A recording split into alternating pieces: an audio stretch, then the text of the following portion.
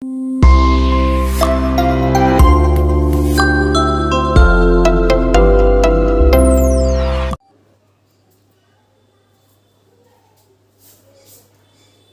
students, welcome to my YouTube channel Life Equal to Math.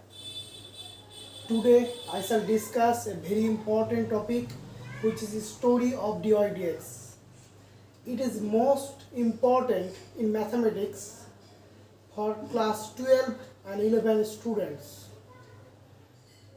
So let's start. Suppose এ পয়েন্টটা মনে করো যে তোমার এটা হচ্ছে বাড়ি, আর বি পয়েন্টটা এটা মনে করো যে তোমার এটা বন্ধুর বাড়ি।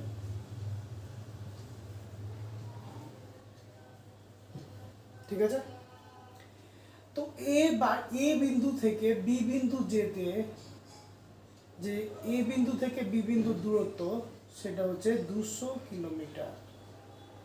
এখন তোমাকে প্রশ্ন করলাম যে বলো তো তুমি বাড়ি থেকে বন্ধুর বাড়ি যেতে কত টাইম লাগবে,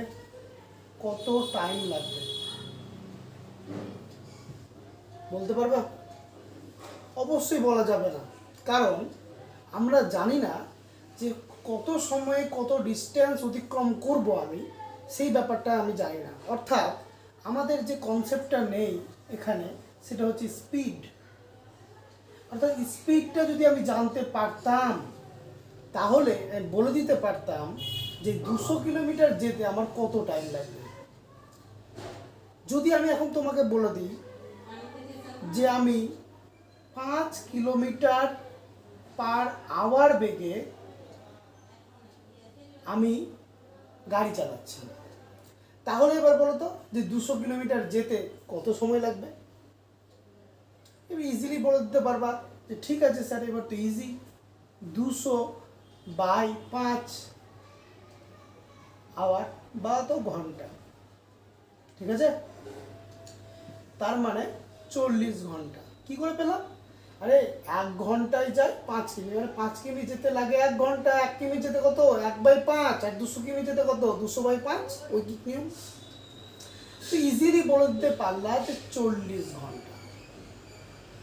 তার মানে আমি যদি এখানে 5 কিমি আওয়ার বেগে গাড়িটা চালাই তাহলে আমি অবশ্যই 40 ঘন্টা ঠিক টাইম নিব ওই বি স্থানে পৌঁছাতে, তাই তো?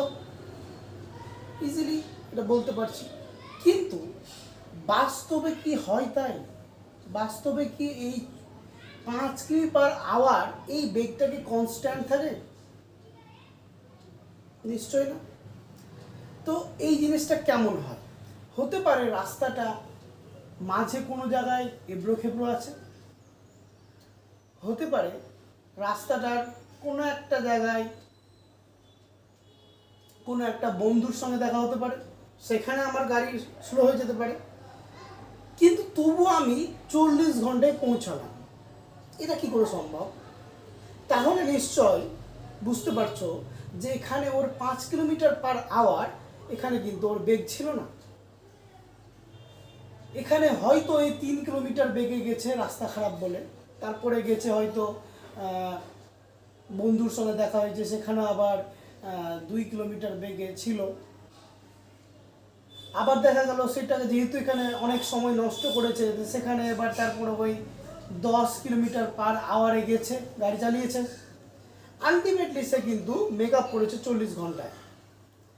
তাহলে এই যে 5 কিলোমিটার পার আওয়ার বেগে আমি যদি গাড়িটা চালাতাম ফার্স্ট টু লাস্ট, অর্থাৎ এ থেকে শুরু করে বি অবধি, তাহলে আমি 40 ঘন্টাতে আমি পৌঁছে যেতে পারতাম। এই যে 5 কিলোমিটার পার আওয়ার, এই বেগটার নাম আছে কি জানো?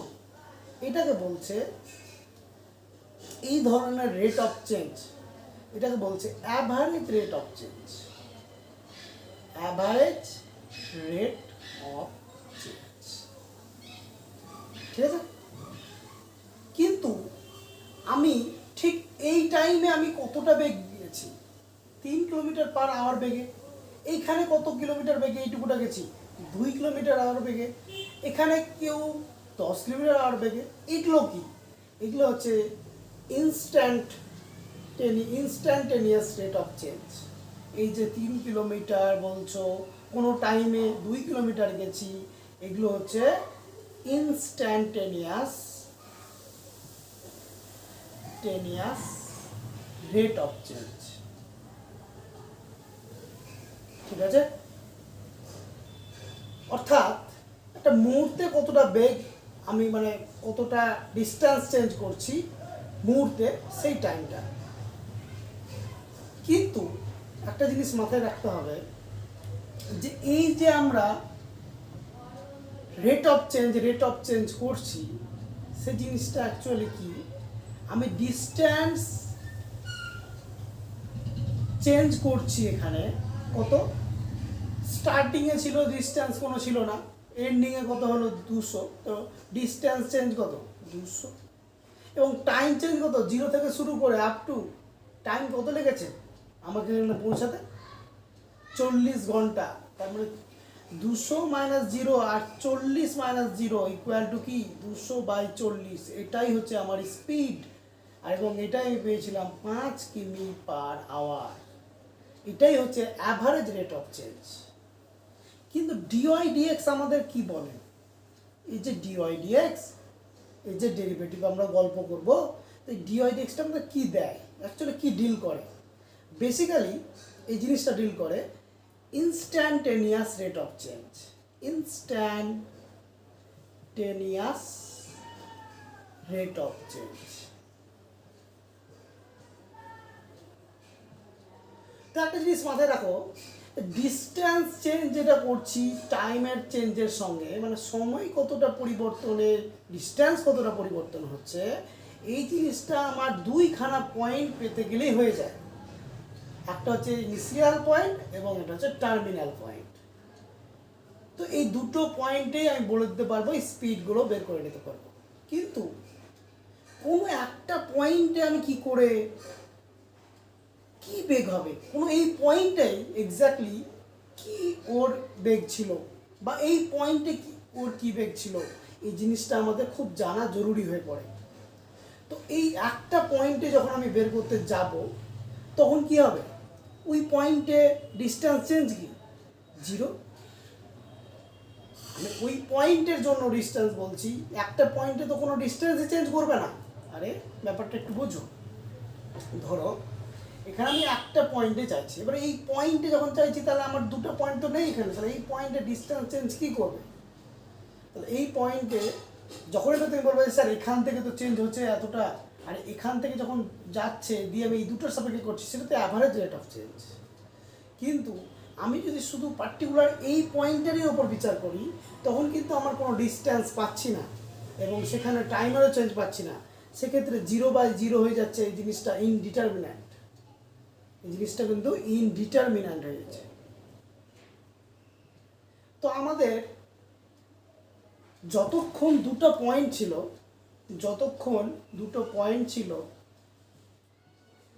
ততক্ষণ আমি তার রেট অফ চেঞ্জ, অর্থাৎ সেই ধরনের রেট অফ চেঞ্জ যেটা অ্যাভারেজ রেট অফ চেঞ্জ, সেটা আমরা ইজিলি বের করতে পেরেছিলাম।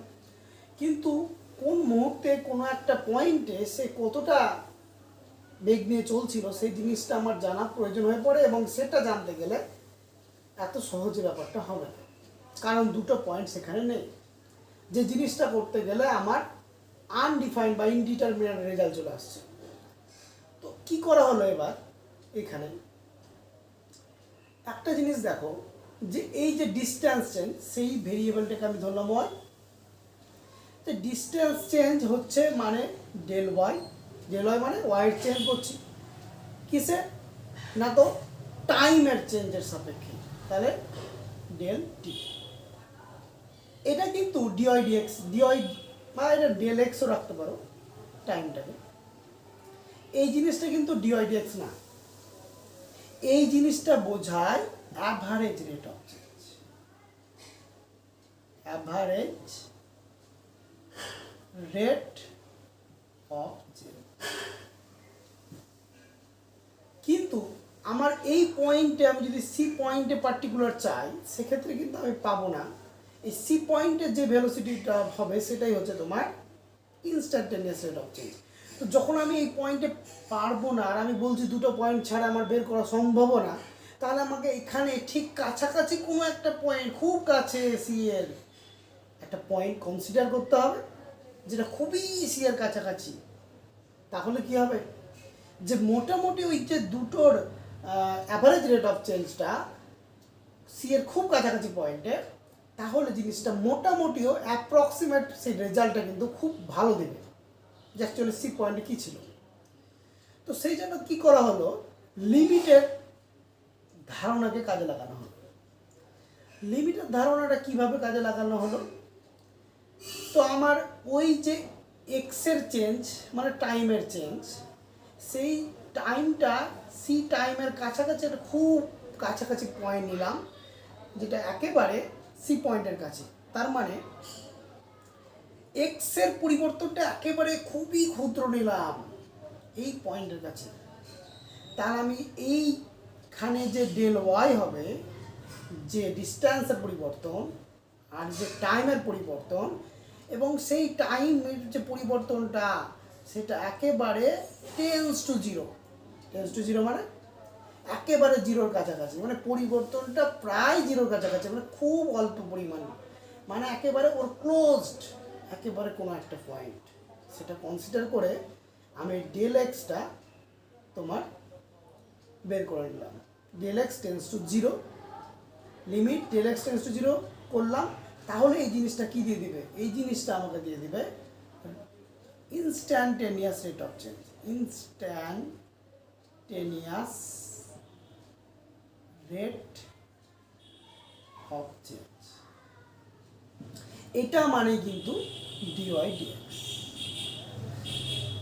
ঠিক আছে, তাহলে কোন পয়েন্টে কি হবে এটা জানার জন্য আমরা কি করলাম, ওই পয়েন্টের কাছাকাছি একটা পয়েন্ট কনসিডার করলাম, খুবই কাছে, প্রায় টেন্স টু জিরো, মানে কি ওই যে এক্সের পরিবর্তনটা হয়নি বললেই চলে। তার মানে ওই ঠিক এক্স্যাক্টলি সি পয়েন্টে কী ভেলোসিটি ছিল সেই জিনিসটা আমি পেয়ে যাব। তাই জন্য DL x tends to zero, অর্থাৎ লিমিটিং ভ্যালুটা, এর যে লিমিটিং ভ্যালু সেটাকেই বোঝাচ্ছে ডিওয়াই ডিএক্স। তো ডিওয়াই ডিএক্স কোনো একটা ইনস্ট্যান্টেনিয়াস রেট অফ চেঞ্জকে বোঝায়, অর্থাৎ কোনো একটা মুহূর্তে কোনো একটা পার্টিকুলার বেগ কি হবে সেই জিনিসটা বের করতে আমাদের ডিওয়াই ডিএক্স এর প্রয়োজন হয়। আচ্ছা, আশা করি তোমাদের এই ডিওয়াই ডিএক্স এর ব্যাপারটা ক্লিয়ার করতে পেরেছি। কিন্তু এখন প্রশ্ন হলো যে আমরা কিন্তু আরও কিছু জিনিস শিখেছি, যে স্যার ডিওয়াই ডিএক্স একবার স্লোপও হয়। ডিওয়াই ডিএক্স কি নির্দেশ করে, স্লোপকে নির্দেশ করে, slope of A straight line. তো স্লোপ ডিওয়াই ডিএক্স, আবার এটা আমরা জানি ট্যান থিটা বা অনেক বইয়ের জায়গায় ট্যান সাই করা থাকে, ঠিক আছে, এটা আমরা জানি। কিন্তু এই জিনিসটার সঙ্গে আবার ওটার কোনো সম্পর্ক কি, চলো ব্যাপারটাকে একটু ভালো করে বুঝি। ধরো আমি তোমাকে একটা, এটা আমার এক্স অ্যাক্সিস, এটা হচ্ছে ওয়াই অ্যাক্সিস। আবার এটা মানে আমরা জানি, আমরা ক্লাস 11-এ শিখেছি y2 minus y1 by x2 minus x1। তো ধরো একটা লাইন এইভাবে দুটো পয়েন্ট আছে, সাপোজ এ একটা পয়েন্ট x1, y1, আর বি একটা পয়েন্ট যেটা হচ্ছে x2, y2।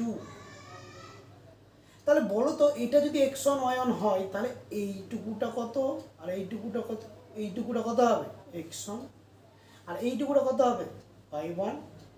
এই পয়েন্টে থেকে আমি লম্ব টানলাম এর উপর, তাহলে এইটুকুটা কত হবে, এখান থেকে এত দূর অবধি x2, আর এখান থেকে এই টোটালটা y2, তাই তো। তাহলে এটা এবার আমাকে বলো তো এইটুকুটা কত হবে, এইটুকুটা, এই টোটালটা হচ্ছে y2, আর আমি এইটুকুটা যদি y1 জানি, এইটুকুটা, তাহলে আমার এইটুকুটা কী হবে y2 মাইনাস y1। আর এই টোটালটা জানি x2, এইটুকুটা জানি x1, তাহলে এইটুকুটা কি হবে x2 মাইনাস x1, তার মানে এটাও হলো x2 মাইনাস x1। আচ্ছা এই ছবিটাকে আমি একটু কেটে নিয়ে আসছি, ধরো এরকম দাঁড়ালো, এই জায়গাটা ধরে নিলাম সাই বা থিটা, আমি এখন সাই নিয়েছি তাই সাই ধরলাম, ঠিক আছে। তো এই পয়েন্টটা এইটুকুটা আমার জানা কি আছে x2 মাইনাস x1, আর এটা কি y2 মাইনাস y1, তাহলে আমরা কি জানি tan সাই সমান y2 minus y1 by x2 minus x1, মানে লম্ব বাই ভূমি। তাহলে দেখো এই রিলেশনটা তো আমরা ইজিলি বলতে পারলাম tan সাই সমান y2 minus y1 by x2 minus x1, কিন্তু এটা মানে যে dy dx সেটা কি করে বুঝবো? দেখো আমি বারবার বলেছি dy dx কি বোঝায়, dy dx কি বোঝায়। এবার একটু এটা বোঝার জন্য আরেকটু আমাদেরকে জিনিসটাকে জানতে হবে, এটা আশা করি ক্লিয়ার হয়েছে। দেখো আরেকটু জিনিসটা জানতে হবে ভালো করে, কি বলতে চাইছি। এবার তোমাকে আমি যদি বলি আচ্ছা এই পয়েন্টটা, আমি এই যে লাইনটা টানলাম, এই লাইনটা কিন্তু আমি বাড়িয়েও দিই, এইখানে যা অ্যাঙ্গেল করবে, তোমাকে যদি এখন বলি বলো তো এই লাইনটা এর সঙ্গে কত অ্যাঙ্গেল করেছে, তোমাকে এই জিনিসটা জানতে গেলে এই জায়গাটাকে হয় বাড়াতে হবে, আর না হলে এই জিনিসটাকে এখানে নিয়ে যেতে হবে, তবেই অ্যাঙ্গেলটা ক্রিয়েট করবে, ঠিক আছে। তাহলে এই অ্যাঙ্গেলটা তোমাকে যে বের করতে হবে সেটা tan থিটা করে আমি বের করে নিতে পারলাম, এবং সেটা আমি পেলাম দুটো বিন্দু জানা থাকলে y2 মাইনাস 1 বা x2 মাইনাস x1। তো এইখানেই পয়েন্ট থাক আর এখানেই পয়েন্ট থাক, বা এখানে পয়েন্ট থাক বা এখানে পয়েন্ট থাক, এই দুটো ক্ষেত্রে অ্যাঙ্গেল কি চেঞ্জ হবে? জীবনে অ্যাঙ্গেল চেঞ্জ হবে না। কেন বলো তো?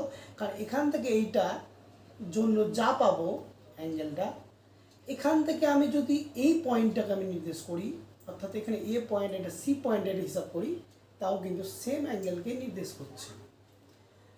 আর আমরা জানি যে অ্যাঙ্গেল করে পজিটিভ এক্স অ্যাক্সিসের সঙ্গে, তার ট্যানের ভ্যালুটাই হচ্ছে কি স্লোপ, এবং সেটাই কি হচ্ছে y2 মাইনাস y1 বা x2 মাইনাস x1। কারণ এইভাবেও যদি আমরা বের করে দেখি তাতে এই জিনিসটাই পাবো, মানে স্লোপটা কিন্তু এখানে ট্যান থিটাটা যেহেতু কনস্ট্যান্ট থাকছে, প্রত্যেকটা পয়েন্টে এর কিন্তু স্লোপ সেম। দুটো পয়েন্টে আমার প্রত্যেকটা দুটো পয়েন্টে যেহেতু স্লোপটা সেম হয়ে যাচ্ছে, অ্যাঙ্গেলটা সেম, তার মানে slope same, tan theta value same, তার মানে স্লোপ সেম হবে। সে আমি x1 y1 পয়েন্ট নিই, x2 y2 পয়েন্ট নিই, x3 y3 পয়েন্ট নিই, যতগুলো দুটো পয়েন্ট নিই, যে কোনো দুটো পয়েন্ট নিই এই স্ট্রেট লাইনের প্রত্যেক পয়েন্টে, তাহলে ওই ডিফারেন্সটা y2 মাইনাস y1 বা x2 মাইনাস x1 এই ব্যাপারটা একটা কনস্ট্যান্ট থাকে। তাহলে বোঝা গেল যে যদি যে কোনো দুটো পয়েন্টে এটার কি হয়, এই ডিফারেন্সটা একই থাকে, অর্থাৎ স্লোপ একই থাকে, তাহলে একটা পয়েন্টেও স্লোপ একই থাকবে। তাই জন্য এই ক্ষেত্রে এই জিনিসটা কিন্তু ডেল ওয়াই বাই ডেল এক্সের সঙ্গে সমান হয়ে যায়, বা এই জিনিসটা করা যায়। তবে বলতে তোমরা এটা আচ্ছা এটা আমি সাই নিতে পারি, যেহেতু আমি ওখানে সাই নিয়েছি। এবার তোমাদের মনে হতে পারে যে স্যার আপনি তো এটা বললেন এইটা ডিওয়াই ডিএক্সের সঙ্গে সমান, এটা ডেল ওয়াই বা ডেল এক্সের সঙ্গে সমান কেন হবে? তো এটা স্ট্রেট লাইনের ক্ষেত্রে এই জিনিসটা সমান হয়ে যাবে, কিন্তু যদি এটা কার্ভ হয়ে যেত তাহলে কিন্তু এই জিনিসটা বলা যেত না, সেটা ডিওয়াই ডিএক্সের ক্ষেত্রে। কারণ এই ক্ষেত্রে ডিওয়াই ডিএক্স যা হবে del y by del x তাই হবে, সেই জিনিসটা কিন্তু একটা প্রতিটা পয়েন্টেই কনস্ট্যান্ট। তো এবার এই জিনিসটা ইজিলি বের করে দেওয়া যাচ্ছে, অর্থাৎ একটা সরলরেখার প্রত্যেকটা পয়েন্টে ওর স্লোপ কি একই থাকে। এই কনসেপ্টটা মাথায় রাখো, কারণ প্রত্যেকটা পয়েন্টে একই থাকে। কী করে কেন বলছি, বারবার বলছি যে দুটো পয়েন্টে যে কোনো দুটো পয়েন্ট নাও, তার প্রত্যেকটা অ্যাঙ্গেল কিন্তু যে তৈরি করবে এখানে অ্যাঙ্গেল, সেই অ্যাঙ্গেলটা কিন্তু সেম। তার মানে ট্যান থিটা ট্যান সাইয়ের ভ্যালু সেম, আর ট্যান সাই মানে স্লোপ সেম। আচ্ছা এবার যদি জিনিসটা বক্রপথ হয়, ধরো আমি এরকম করছি, এরকম বক্রপথ নিলাম। তাহলে এখানে একটা পয়েন্ট ধরো আমি কনসিডার করলাম এ, এটা একটা কনসিডার করলাম বি, আর এখানে একটা কনসিডার করলাম সি। তাহলে এর যে কোনো দুটো পয়েন্টে কিন্তু আমি যদি বের করতে যাই স্লোপ, তাহলে কিন্তু আলাদা হয়ে যাবে, কারণ এখানে যে অ্যাঙ্গেলটা করবে এর সঙ্গে এইখানে কিন্তু অ্যাঙ্গেলটা আলাদা হয়ে যাবে। এই যে লাইন সেগমেন্টটা এইটার সঙ্গে যা অ্যাঙ্গেল করবে পজিটিভ এক্স অ্যাক্সিসের সঙ্গে, এইটা কিন্তু আলাদা অ্যাঙ্গেল করবে। তার মানে বোঝা গেল যে কোনো দুটো পয়েন্টে আমার কিন্তু আলাদা আলাদা আলাদা স্লোপ পেতে থাকবো। একটা সমস্যা হয়ে গেল যে আলাদা আলাদা পাবো, তার মানে কি যখন দুটো পয়েন্টে যে কোনো দুটো পয়েন্টে আমি আলাদা আলাদা পেতে থাকছি, তার মানে পৃথক যদি একটা পয়েন্টে বের করি ঠিক ডেরিভেটিভের মতন, একটা ইনস্ট্যান্টেনিয়াস যে ভেলোসিটি বের করেছিলাম, সেখানে একটা পয়েন্টে আমি ওর স্লোপ বের করতে চাইছি। তাহলে একটা পয়েন্টে বের করব কি করে? তো আবার সেই আমরা আগে ডেরিভেটিভের কনসেপ্ট যা শিখিয়েছি, দুটো পয়েন্ট ছাড়া জীবনে তার চেঞ্জটা বের করা যাবে না। তো আমাকে কী করতে হবে? এই দুটো পয়েন্ট করার জন্য আমি কি করছি, যেহেতু আমি এ পয়েন্টে আমি জানতে চাইছি, তাই কি করলাম, এই বি পয়েন্টটাকে পুরোপুরি একদম বা সি পয়েন্টকে বা এর কাছাকাছি কোনো একটা পয়েন্টকে কনসিডার করলাম, এমন কাছাকাছি যে মনে হবে যে এ পয়েন্টেই যে স্পর্শকটা, এটা একটা স্পর্শক হচ্ছে না যদিও, আচ্ছা দাঁড়া ভালো করে আঁকি, এই স্পর্শকটা ওই দুটো পয়েন্টে একটা স্পর্শক না, মনে হবে যে একটা পয়েন্টে স্পর্শক হয়ে গেছে। অর্থাৎ এই পয়েন্টে এতটাই কাছে নিব, এই পয়েন্টের কাছাকাছি এতটাই নিব যে ওর মনে হবে যে ওটা একটা স্পর্শক হয়ে গেছে। তাহলে একটা স্ট্রেট লাইন খুঁজে পাবো, এবং এই দুটো পয়েন্ট, সেই দুটো পয়েন্টের জন্য ধরো আবার পাবো সেই y2 মাইনাস y1, ওয়াইয়ের change by x2 minus x1, মানে ডিপেন্ডেন্ট ভেরিয়েবলের চেঞ্জ বাই ইন্ডিপেন্ডেন্ট ভেরিয়েবলের চেঞ্জ। কিন্তু এই চেঞ্জটা দুটো পয়েন্টের পৃথক পয়েন্টের জন্য পেয়েছি। এবার এই পয়েন্টটাকে খুবই কাছাকাছি আনতে চাইছি, যাতে একদম এ পয়েন্টে আমি যদি স্পর্শকটা নিই সেটা কিন্তু একটা স্পর্শকই হয়ে যায়। তাহলে সেই চেঞ্জটাকে, এই যে ডেল এক্স, এটাই তো বলা হয় ডেল এক্স, আর এটা কিন্তু বলা হয় ডেল ওয়াই। এই ডেল এক্সটাকে আমি একেবারে কি করতে চাইছি, খুবই জিরোর কাছাকাছি, মানে কি একেবারে এ পয়েন্টের ক্লোজড, যাতে এই পয়েন্টটা একেবারে ওটার সঙ্গেই মিশে যায়, এরকম ব্যাপার। তো তাহলে সেক্ষেত্রে আমাকে কি করতে হবে, এটা মানে হচ্ছে ডেল ওয়াই আর এটা মানে হচ্ছে ডেল এক্স।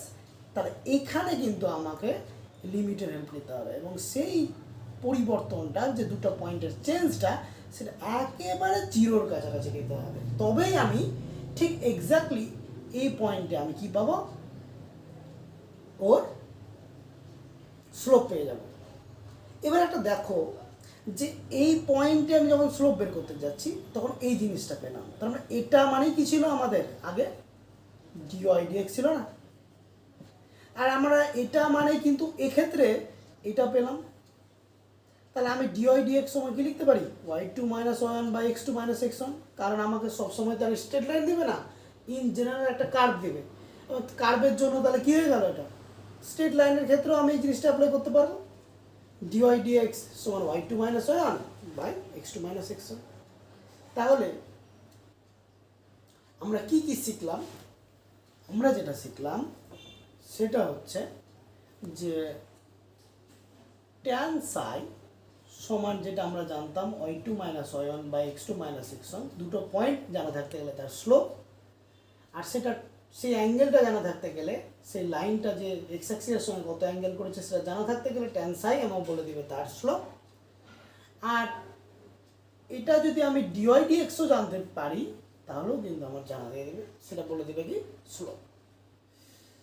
তাহলে এবার একটা ব্যাপার, যে এই ব্যাপারটা ডিওয়াই ডিএক্সটা যে বের করলাম এখানে, সেই জিনিসটা তো আমরা বুঝলাম, কিন্তু স্যার তাহলে আমরা যে শিখেছি ddx of sine x cos x, তো এগুলো কি জিনিস স্যার, এগুলো কোত্থেকে এসেছে? আমি বলবো যে এগুলো কিন্তু ওই মেন জায়গা থেকেই এসেছে।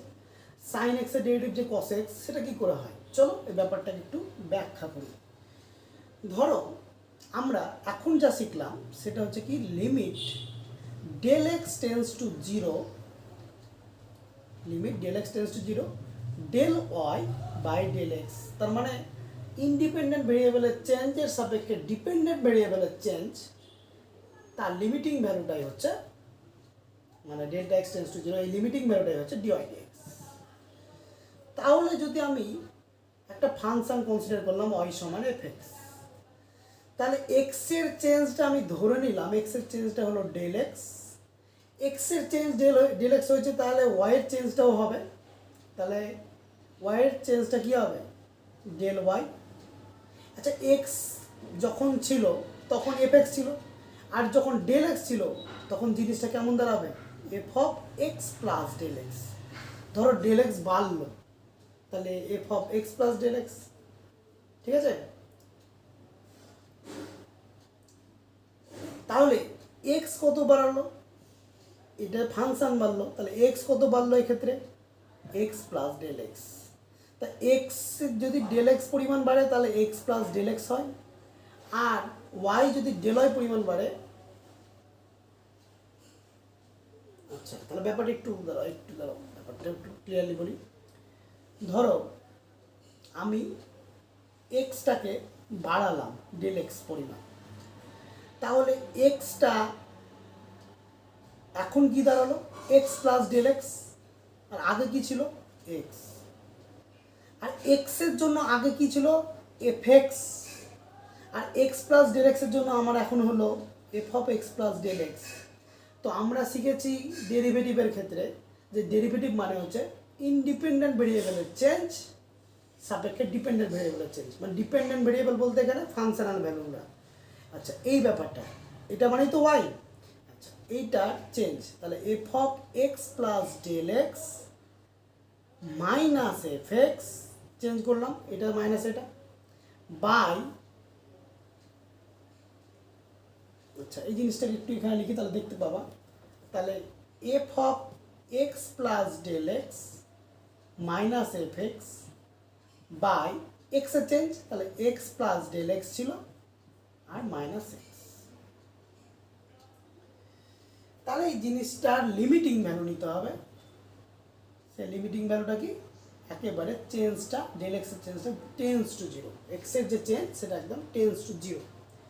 তাহলে এই জিনিসটাকে, এই যে ডেল এক্সটাকে আমরা যদি এইচ ধরে নিই তাহলে জিনিসটা এরকম দাঁড়ায় limit H tends to zero F of x plus H minus F x by x plus del x minus x, মানে শুধু ডেল এক্স পড়ে থাকবে তাই তো, আর ডেল এক্স মানে কি বলেছে এইচ। তাহলে কি দাঁড়ালো এটা মানে ডিওয়াই ডিএক্স। তো ডিওয়াই ডিএক্স মানে কি দাঁড়ালো limit H tends to zero F of x plus H minus F x by h, তাই তো। আচ্ছা এই যে জিনিসটা জানতে পারলাম, তো এবার দেখো এটাকেই কাজে লাগিয়ে আমরা যে সাইন এক্সের ডেরিভেটিভ কস এক্স শিখেছি বা কনস্ট্যান্টের ডেরিভেটিভ জিরো শিখেছি, তো এই জিনিসগুলো আমরা বের করতে পারবো ইজিলি। চলো ব্যাপারটা দেখো, ধরো একটা ফাংশন আমি এফ এক্স সমান নিলাম সাইন এক্স, তো আমরা জানি যে এটার এফ ড্যাশ এক্স বা বলতে পারো যদি ওয়াই হয় তাহলে ডিওয়াই ডিএক্সটা হয় কি হয় কস এক্স। এটা আমরা আজ প্রমাণ করব কোত্থেকে ফ্রম ডেফিনেশন।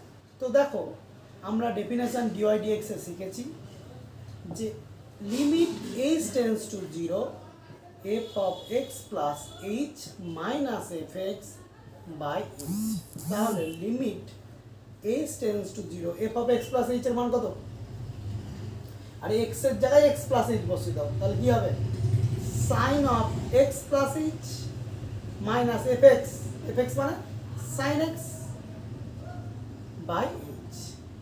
তো limit H tends to zero sine C minus sine D formula two cos C plus D by two, মানে এটা প্লাস এটা বাই টু, মানে x plus h plus x by two, two cos C plus D by two